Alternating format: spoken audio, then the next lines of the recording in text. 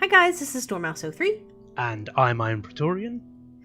Welcome to Ramblings of Mad People, where we are continuing our discussions of Mass Effect 3. So we just talked about, in the previous ones, we talked about the Catalyst Crucible synthetic organic conflict, and then we talked about the endings. And now we're going to talk about the rest of the game and some of the problems that we had with it. Yep, the bad and the ugly parts. Yes.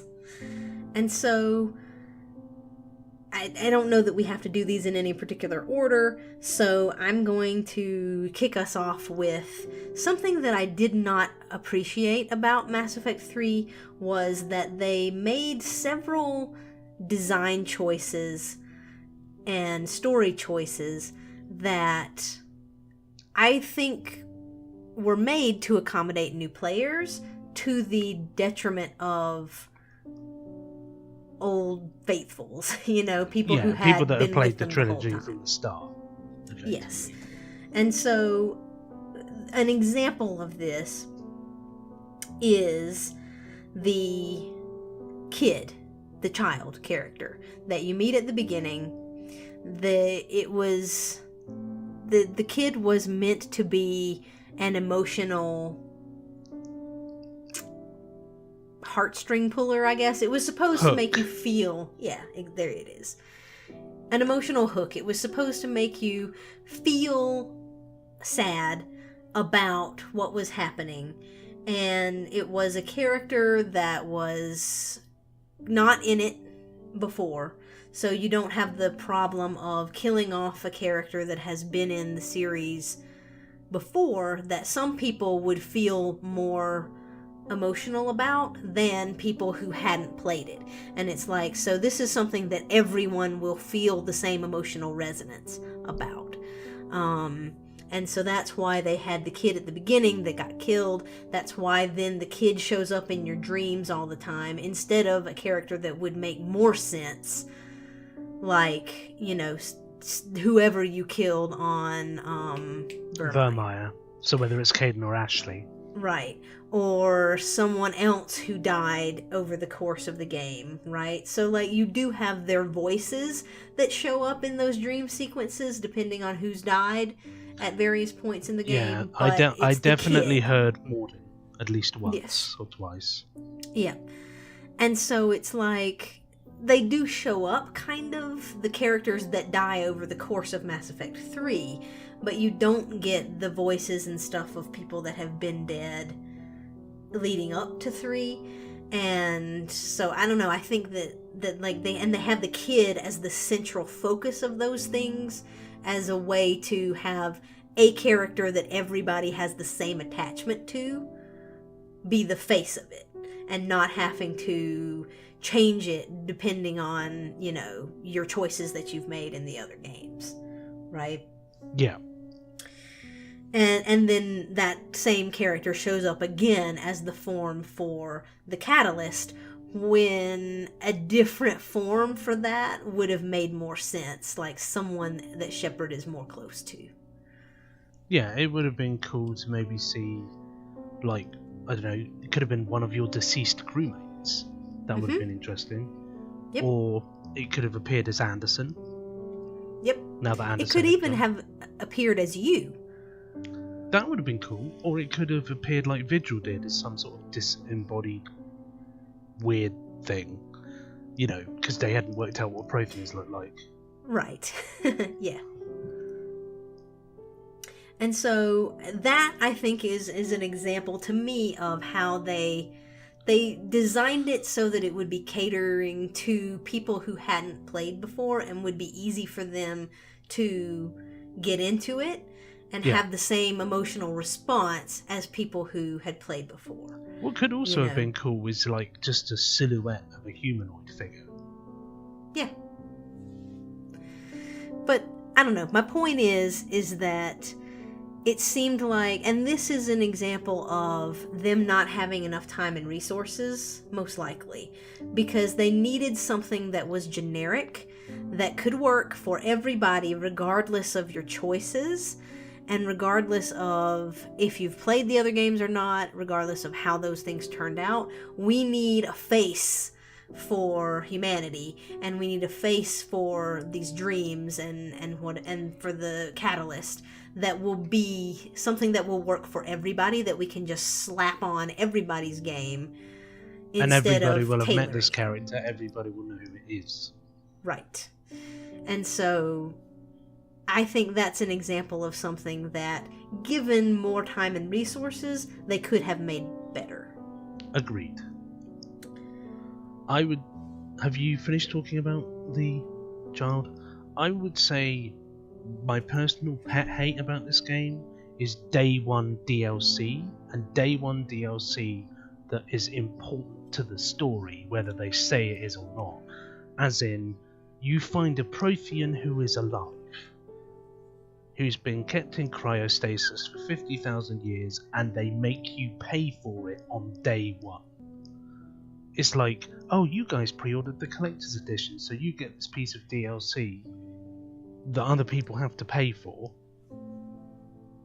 That And it's isn't like- just a little side mission or something. It is a character that is fairly integral to the story. Especially if you go and talk to him, and especially if you take him to Thessia. He makes Thessia really interesting. Like, oh look, that looks like a Prothean. No, it doesn't. Well, look, yeah, look at this. Look at my face. Let's see, it looks like a Prothean. That's a Prothean. And it's like, it's really cool to have him there, to have him, like, give perspective. And also to find out the Protheans weren't these lovely people, they were a totalitarian empire. But we wouldn't know that if he wasn't included in the game. And you get the feeling of, like, his hatred for the Reapers and wanting vengeance. And, like, this could be you if you're the only surviving person from your entire race. It's like, how is that not important to the whole Mass Effect ethos? Yeah, because it is important. It's not the same as Kasumi and Zaid from Mass Effect 2, because they were cool characters, but their presence or absence from the story didn't really give you any more information about the world as a whole. They were just either there or not, and you liked their characters or not. But Javik's presence really enriched the story and felt like it was meant to be there. And it was like, why should I have to pay extra for something that should have been included in the game? Yes. By default. And it was just kind of glaring that it was something that was cut out of the game to sell to you. To make money. Yep. It's shameful, I think. Yeah, and especially when they couldn't take the time to make a coherent story. Mm-hmm. So yeah, so definitely I can understand why that's one of your pet peeves. One of my pet peeves, going back to the making it more accommodating to new players, was the fact that I had romanced Liara in Mass Effect 1 and in Mass Effect 2. In the Layer of the Shadowbroker DLC. In the Layer of the Shadowbroker DLC, yep. And even if you didn't play the Layer of the Shadowbroker DLC, you still had some interactions with her, and if you didn't romance anybody else, you were looking at a picture of her as you were going to your suicide mission. And so it implies that that relationship is still important to you. That's true. But it's also cemented more profoundly in the Shadowbroker DLC is what I meant. Agree. So, that all happened, and the last conversation that I had with her in the Shadowbroker DLC for Mass Effect 2 was, talking about how we wanted to, have kids and have a future, and I want to be with you, and we have reestablished our relationship after this 2 years where I was dead. And then in Mass Effect 3, she kind of acts like we're not really together anymore, and I have to reaffirm that I want to be with her. And that just pisses me off so much. Because it's clear that that was put in there because they needed some lines and whatnot for people who hadn't played the other games, or maybe who hadn't had a romance in the other games, and they wanted to initiate one in 3, and that's all well and good. But they didn't take the time and effort to put in something for people who had already done that, and that just screams like... Sloppy. Yeah, it's sloppy, and it's like, well, we needed a cut and paste thing that would work for everybody, and so this is what you got. We don't care that you did this already. I would say I got off easier because I romanced Tally in Mass Effect 2 in my first playthrough. And you can only romance her in 3 if you romanced her before. So they could tailor that one to people that have played it before. Like, as far as I'm aware, you can't just romance her again in 3. Like, you can't have that as the starting romance. So where you fell afoul of them making it so that Liara was one of the ones that you could start the relationship within 3, I got away with it, so mine felt better written. So I never saw that when I played, until I romanced Liara in another playthrough and was like, oh yeah, do you not recognise who I am? You know, we slept together a few times. Probably gonna have kids. No? Okay. Yeah. And I think that was the most obvious with the Liara romance, because she, I think, is the only one that has carried through all 3 games. Because the Ashley Caden romance was not in 2. So it would have to be kind of on hold, effectively. Yeah, it would have to be rekindled in 3 anyway. And that so one that makes sense to be rekindled because of the distrust between the two of you. Exactly. And so I think the Liara one is the most glaringly, obviously, badly done one, but that doesn't negate the fact that that was really shoddy. And that impacted on your experience of the game because you romanced her. Yep, because it took me straight out of it and into, why am I wouldn't say this. Like, it's not an organic conversation that would happen. Yeah. Based on everything that happened before. So, some of the other romances really got pooped on as well. Most notably the Jacob. Yes, thing. Where they forgot that he was a romance option in Mass Effect 2. He's also the black guy. Mm-hmm. It felt like inadvertent, stereotypical, where the black guy's going to leave you and cheat on you, and it's just bad, really bad. Mm-hmm. That you forget that one of your characters is a romance option because you're rushing like lunatics to get the game out is a little bit... Yeah, and that they only realized after they had written all of that stuff and then really didn't have time to go back and fix it is just bad. It's just poor. And I don't know how the Thane... I don't know how the Thane one works out. The Thane one's fine. Because you do... I think it is a little bit different. Like, you get a scene with him. You do. Yeah. When I did my random run, he was my romance option for my female shepherd. You know, when I did the roll the dice on decisions stuff. Yeah. Uh-huh. And you get an email from him saying I still love you and such, and then you could go and see him in hospital, and he wants to still be in a relationship with you. So that one works out fine. Yeah. There's no and I mean, weirdness. He dies regardless. He does. But I don't think that that's bad. I think that that was fine. That, you chose to romance someone who was dying, and that doesn't negate the importance of your relationship just because he died. Precisely. So, that's cool. And then, the other ones from Mass Effect 2, I think Garrus was probably fine. He was, I think. And then Miranda and Jack, I think, were okay The trouble with the DLC. Yeah, the trouble with those two relationships is there's very little interaction without Yes. the Citadel DLC. Yeah.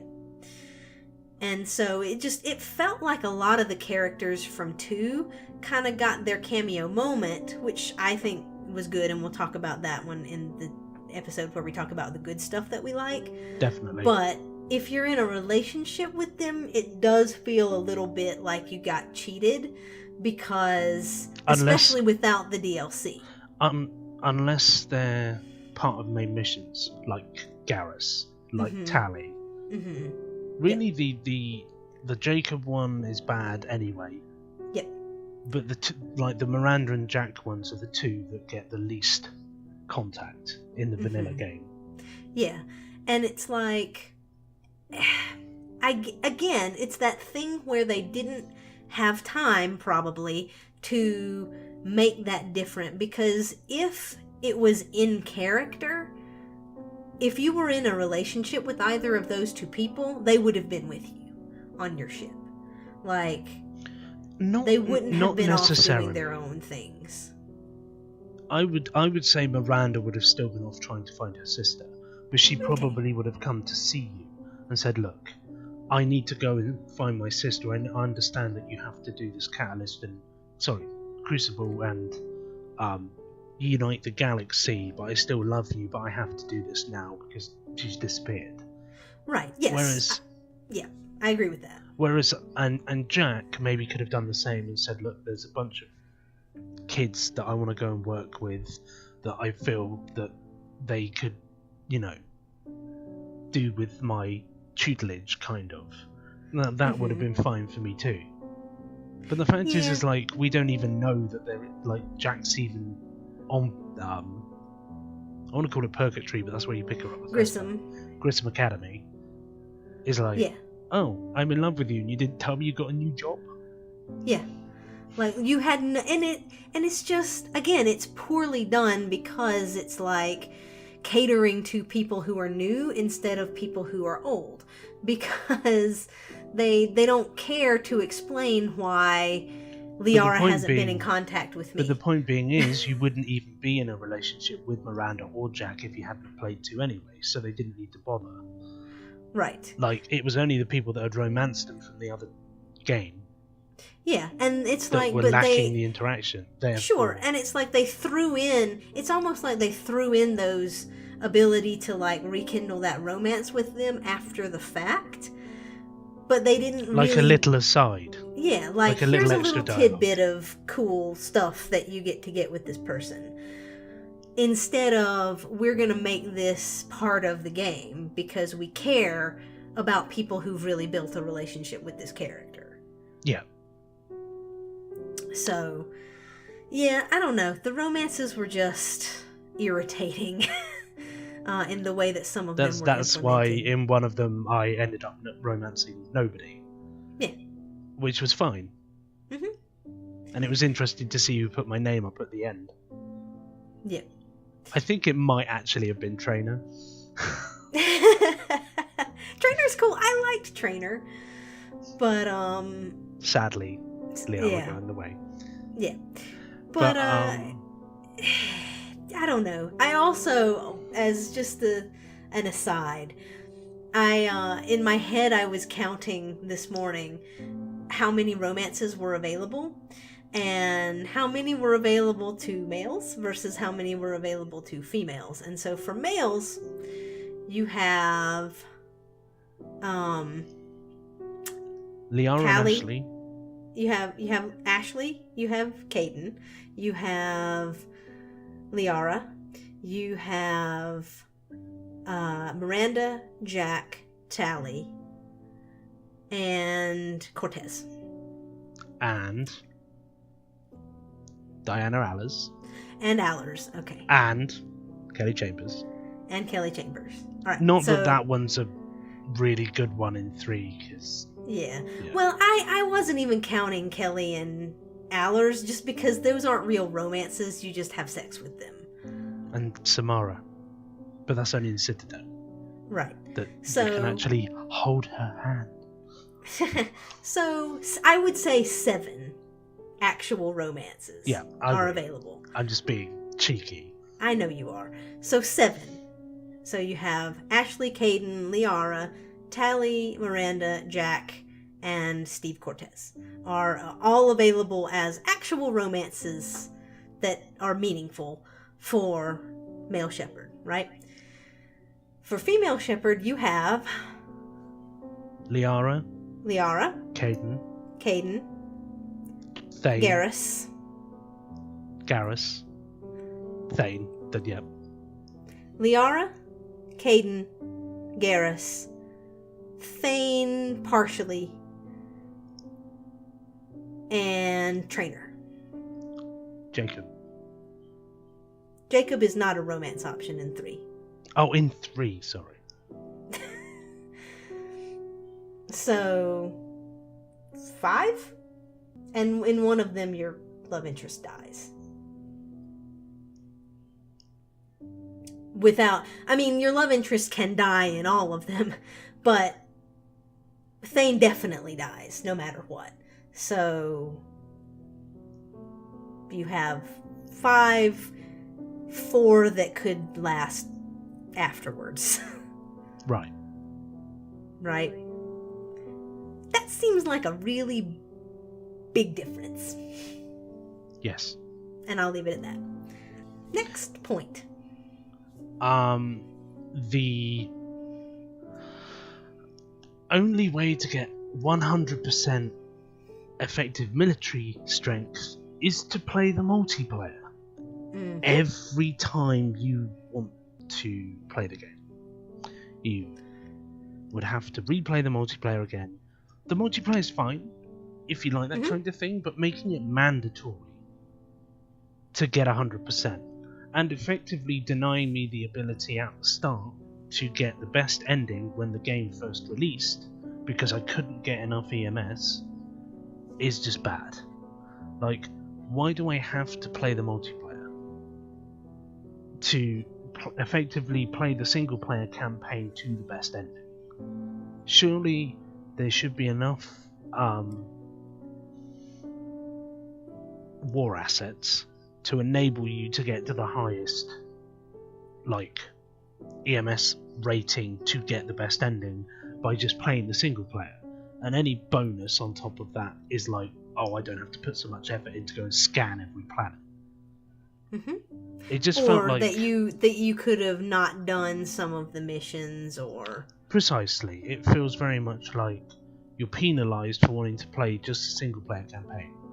Like, the multiplayer has to be part of it. I understand why they wanted to do it, to make it so it's like the bigger field of battle against the Reapers, and that's cool, but it's like, just make it so it's a bonus rather than penalising people that don't have a connection to Xbox Live all the time, or don't want to play the multiplayer if that's not what they bought the game for, especially when the other 2 games are single player only.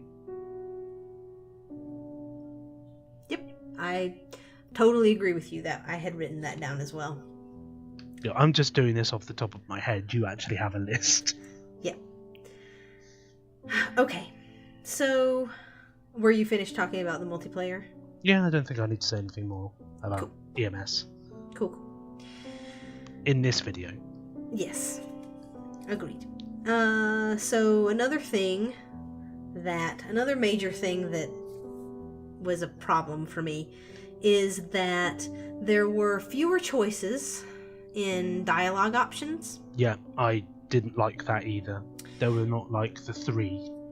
Right. Or even more than that. So sometimes there were 3 choices and then you had a Paragon and Renegade option in addition to that. Yeah, in general conversation it should always have been at least 3. Yes. And in conjunction with that, there were fewer choices in the dialogue options, and those choices I felt were overly extreme. So a lot of the times, if there was one missing, it would be the middle. Yes. So it was like, I am either Mother Teresa or I am the devil, the destroyer of worlds.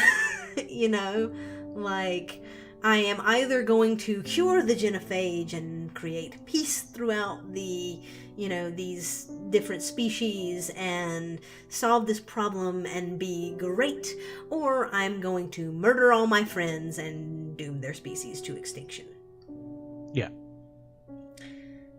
Literally, that's the choices. Yeah, pretty much the only way you can stop the genophage from being cured is to shoot Morden or persuade him. But the persuade option is very particular on who you have available. Yep.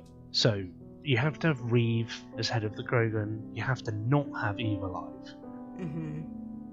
And then you have to be able to persuade Morden, which means you have to have interacted with him in 2, I believe. Yeah. So, the point being is, I don't know, I felt like there was too much extreme and not enough middle ground options available, and that carried through in the individual things that you say and with those major choice points as well. Yeah, because it's like with the peace between the Quarians and the Geth, it has to be through a Paragon or Renegade conversation, but it could have easily been a neutral version too, if you'd have still done the same stuff, like saved Han Geralt. I think it's not Geralt, it's the other one. Anyway, one of the generals that you need to save. You have to have Tally as a non-outcast. You basically have to keep her within the migrant fleet, so she's an admiral too, and have Legion. And I think the Geth Heretic mission on 2, you have to kill them rather than rewrite them, which is the Renegade option. But anyway, so for that one, you could easily, if you'd have got all of those things, just had a normal grayed out option that isn't Paragon, if you'd have wanted to be the middle ground person. Right. Because you'd have already ticked the boxes. Yeah, I don't know. I just think that there could have been more nuance and more shades of gray instead of this, it must be extreme Paragon versus extreme Renegade. There's no middle ground. And I think some people liked that. I've heard people say that they liked that it was like, now we're decisive. We're making big decisions because we're at the end of the trilogy, and so we're making these... We don't have time to be neutral anymore. We must decide what we want, or whatever. And, I guess I can see that perspective. I just think it was a little overly extreme, and I don't think that it was done for the purpose of that. I think it was done because they, again, didn't have time to code all of the other stuff. And the point being is, you can still be decisive even with extra dialogue options. You just choose the extreme ones. Right. Exactly. So it's we're not detracting. Just less choice. Yeah, we're not detracting from your game by there being more choices, because you can still choose the choices that would have been there anyway. You can still be your extreme Renegade. You can still be your extreme Paragon, which is what I was. And you could also be a combination or a more shade of gray type of character, if you so chose. I think that more choices is never a bad thing as long as all of them are done well. And I think that the reason why they removed a lot of the choices here was to streamline it and to make it, again, so that it's like, well, we really just need to cater to people who are only playing this game. And so that means that we can make these things more black and white, because it's like, we don't have time to put in the effort for everything else. Yeah. So, and I think that was bad. It took something away from the experience for me. I would agree with that too. There being less dialogue options in Mass Effect is not good. Yeah. Right. So, my next thing is kind of two things. It's Stupid Evil and Kai Lang. Yep.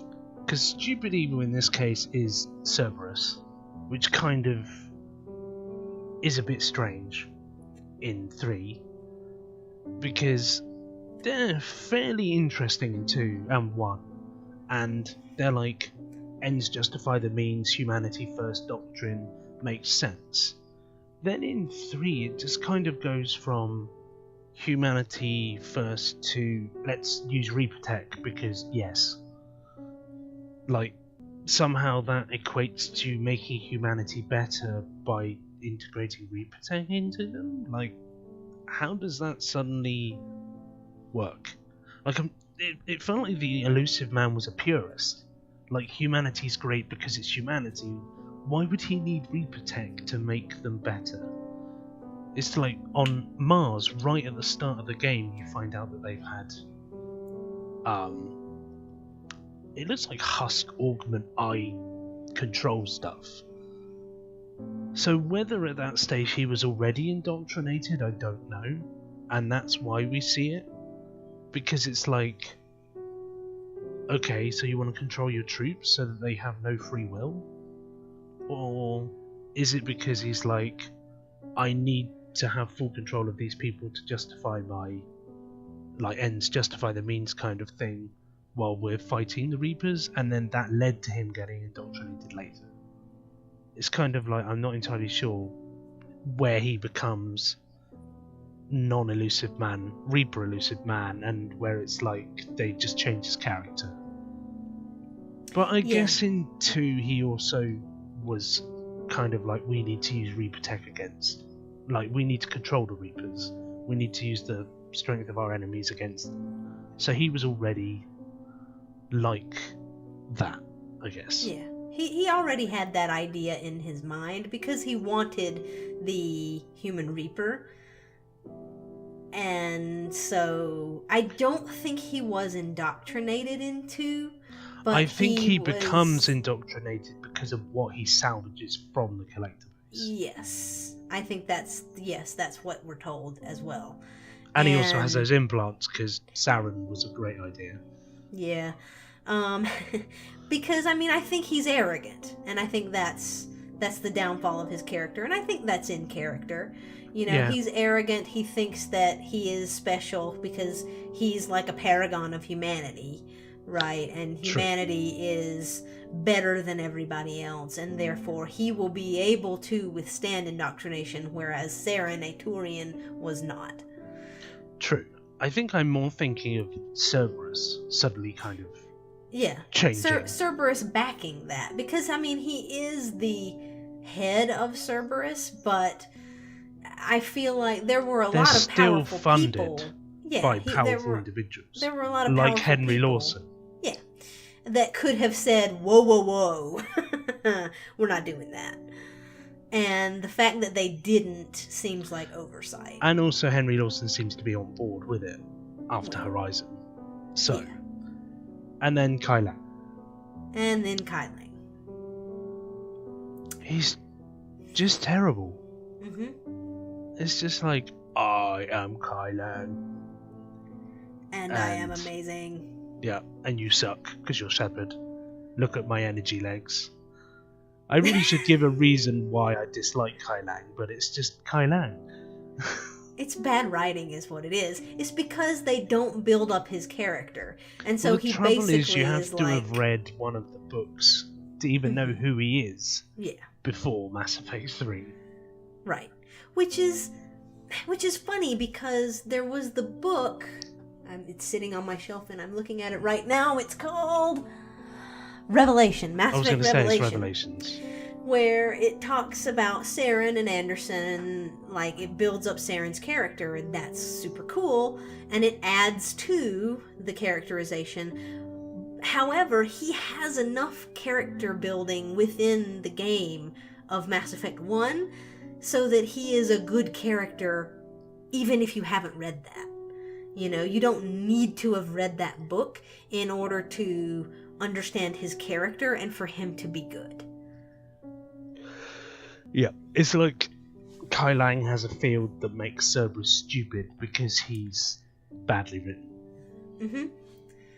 Yeah, like by association, Cerberus went bad. Yeah. Written wise. Yeah. It's like he's just a cardboard cutout, basically. Generic evil. He's just generic cocky douchebag who has a lot of power because we say he has a lot of power, and because he has, the Reaper tech enhancing him, and he's indoctrinated, and he doesn't really have much personality, and he defeats you because cutscene power. Yes. And then he gets his ass kicked by a terminally ill Drell. Which is the only reason why it's good. Because that part is fun. Yeah. That part is amazing. Thane, we love you. Yes. Yes, we do. So another thing, and this is maybe more of a discussion than a flat out, this was bad. How do you feel about potentially overly simplifying the main plot so that everything turns into a war asset? Everything's a statistic. I like it. Okay. Elaborate. I just feel it's like an easy way for them to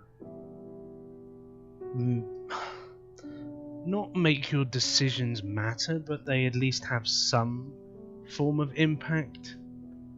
But they still have the big main side quests for characters and such to give you your resolution with them. But they couldn't make it so every decision you made in the entire game could be put into an interaction with somebody. So having Rachni assets and different assets building up in a pool, I think it was well enough done for me that it wasn't too much of a problem. It was the whole having to have that modifier for the multiplayer that was the problem for me. I think there was enough justification for at least having something like that, and it makes sense that you'd have war assets in the kind of conflict you're in. I didn't have a problem with the war asset thing in terms of it being the number, and then you get a certain number for this and a certain number for that and whatever. I think it was a good way of being able to tell how well you're doing. Yeah, I would agree. That made sense. What I didn't like about it is that there was very little payoff for that other than the number that you got in order to make whatever choice you wanted to make at the end. So agreed. It would have been nice. It would have been better to see the war assets that you got in action at the end of the game. And it would have made it feel less like you were just amassing a number and it didn't really matter which choices you made.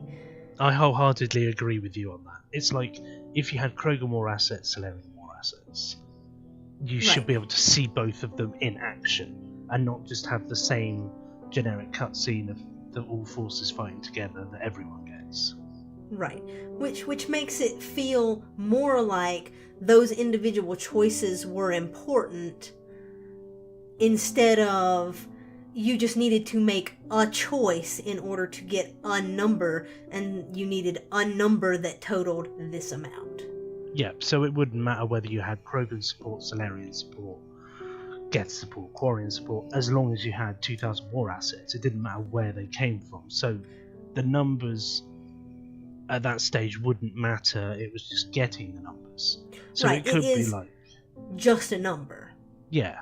Not an amalgamation of your choices.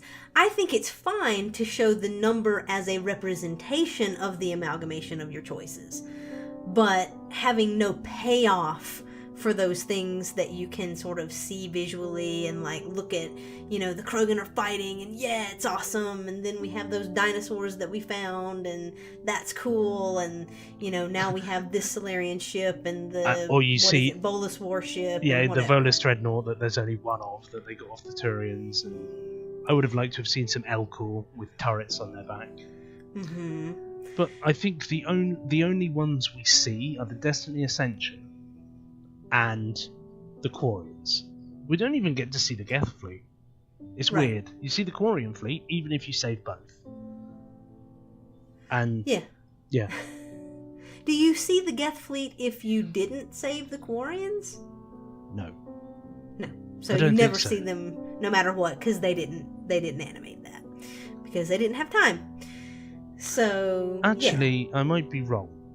They may show the Geth fleet. I don't know if I've ever done the ending with just the Geth. right. I know that I haven't, which is why I was asking. That's something that I don't know. Yeah. Because in my random run, I wanted the Geth, but didn't get them because I got the Quarians again. Yeah. So, point being is that something that I didn't like about it was that you don't get to visually see the payoff of those war assets that you've been collecting. And it felt like they probably would have done that if they had had more time and resources in order to do it. Yeah. I agree with you. I like the war assets, but I feel that they didn't do enough with them. Yes. Agreed. Any other major things? No, I think that we've pretty much covered everything that I can remember that I didn't like. I mean, the majority of it is to do with the main story. Yes. No, the majority of it definitely is to do with the main story, and I think that these problems that we've been talking about wouldn't have been as big a deal if not for the big problem of the main story. However, these things were still problems, I think, to do with the fact that they didn't have enough time and money.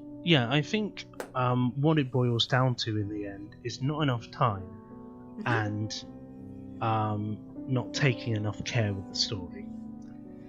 Yeah.